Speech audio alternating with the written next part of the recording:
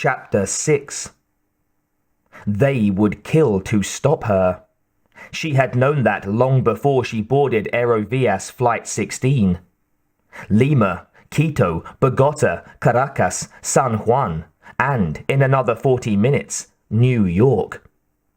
Clutching her rosary, the determined young woman in seat 37A stared out the window at the stars. She didn't see them, or anything else. She wasn't blind. She was looking inward, concentrating totally on her crucial mission. She had to complete it. This was a matter of principle. That was what gave her the strength to face the terrible danger. Her heart had been pounding wildly at the airport as she waited for Flight 16. Her mouth had been so dry that she could barely speak.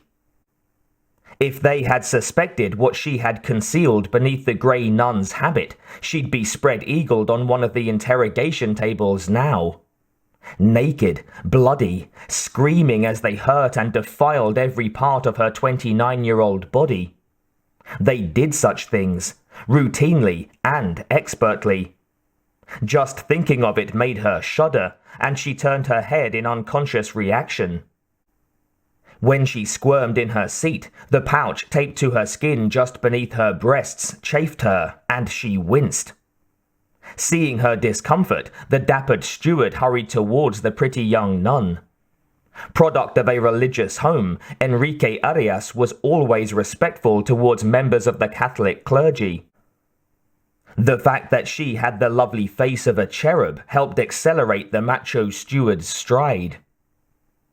"Is there anything I can do for you, sister?" he asked solicitously.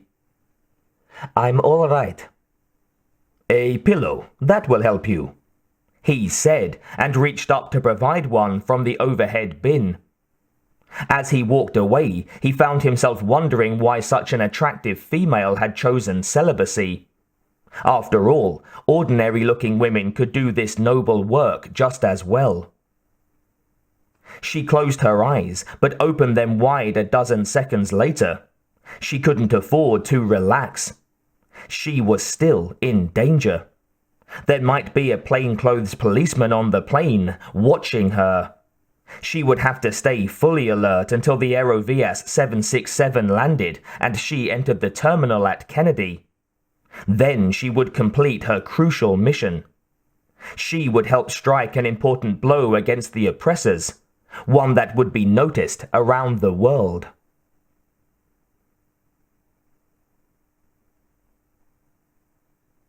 Some 385 miles to the northwest, Paco Garcia was driving the blue Ford carefully down the New Jersey Turnpike. Visibility wasn't good in the falling snow, but he'd been here twice before in the rehearsals that Staub had ordered, so he knew exactly where he was. Traffic in this storm was only half the normal flow, and that helped too. He saw the blinking lights and grinned. There was the target, 60 yards ahead. When he reached it, he pulled the Ford off the shoulder and turned off the engine. The target was a microwave relay tower capped by a round dish and adorned with lights so that pilots would see it. The roar of a big jet overhead confirmed what Paco Garcia had noticed on his first reconnaissance here. Newark Airport was only 3 miles away. Garcia took the heavy suitcase from the car, cursing its weight and the blowing snow as he trudged towards the tower. Shuddering in the cold wind, he swore at Staub for planning an attack for late December in the middle of a storm. What the hell was so special about this tower? Why did the assault have to be tonight? Completely obsessive about security, Staub hadn't explained the entire operation to the Garcia brothers. He'd told them about the money, their FALN comrades who would be liberated, and the targets that Paco and Juan Garcia were to destroy when he gave the orders. That was another thing the one-eyed European was insistent about. Absolute control. When Paco Garcia neared the base of the tower, he set down the suitcase and opened it. With blowing snow pelting his face, he took out the 2 explosive charges and their timers. Having scouted and studied the metal structure earlier, he knew precisely where to place the explosives. He was an expert with mines and explosives, having learned a great deal during 3 years as a combat engineer in the US Army. He began to tape the first charge into place on one of the main metal supports. Concentrating on this and unable to hear much besides the storm, he didn't notice the car that pulled up behind his Ford. Like the microwave tower, it was crowned with a flashing light. It was a state police cruiser. Spotting the sedan by the side of the highway, the 2 uniformed troopers had stopped to see whether he required help. Assisting motorists in distress, especially in temperatures well below freezing, was one of their responsibilities. When they found that the Ford was empty, they looked around and saw Garcia at the foot of the nearby tower. In the black winter night and swirling snow, it was difficult to make out what he was doing. It never occurred to them that he was an armed professional terrorist making war on the United States of America. "Hey, mister, you okay?" One husky trooper shouted. "You need any help?" The other called out loudly, and they kept walking towards him. Paco Garcia turned and saw the 2 uniformed men.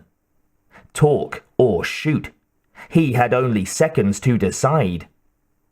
He reached down into the suitcase, grasped a suppressed Mach 11 submachine gun, and swung it up swiftly. The policemen never even reached for their holstered pistols. Garcia fired in short, accurate bursts, putting 6 heavy 9mm slugs into each of them. They had no time, no chance. In 5 seconds they were corpses. Battered by the automatic weapon's terrible torrent of bullets, they reeled and spun under the impact. They were dead before they hit the snow. Garcia looked at the ruined bodies for several seconds, decided not to take any chances, and put another burst into each. Unlike Staub, he got no pleasure from killing. Sometimes the liberation of his native island required it, he reflected, as he put down the submachine gun. Then he finished rigging the 2 charges and set their timers in accordance with Staub's orders. His brother was doing the same thing at 2 other towers, and for all Paco Garcia knew, somebody else might be planting explosives at a 4th and 5th. He clapped his hands together a few times for warmth, picked up the suitcase, and hurried back to his car. He didn't slow down when he passed the corpses, but he looked at them. The 9mm slugs had torn big holes. The snow for a yard around the bodies was dark with blood. It was their own fault, Paco Garcia told himself. If they hadn't stopped to help him, it wouldn't have happened. He'd explained that to his brother when they met at the rendezvous. He didn't want Juan, who had such firm views on how unnecessary bloodshed would hurt the FALN's image, to be angry with him. He put the suitcase in the Ford, then he realized that there was one more thing to be done. The flashing light on the police car might attract attention. The longer the bodies remained undiscovered, the better it would be, so he had to turn that light off immediately. He did it with 2 bullets from the automatic pistol that he drew from a belly holster. He wiped the melted snow from his face when he entered the Ford. Warm air poured from the heater as soon as he turned on the motor, and he shivered. Well, he'd be away from this imperialist land and its awful weather in a few hours, with his brother, their freed comrades, and the money. He and Juan would be heroes. There was no time to think about such things now. He had to meet Juan and transfer to the white van. As he drove onto the highway, he couldn't help wondering why they'd been ordered to paint the name of that hospital on the van. He'd find out when they met Staub. It wouldn't be long. The operation would begin very soon, when the charges knocked down the towers. That would be in 36 minutes.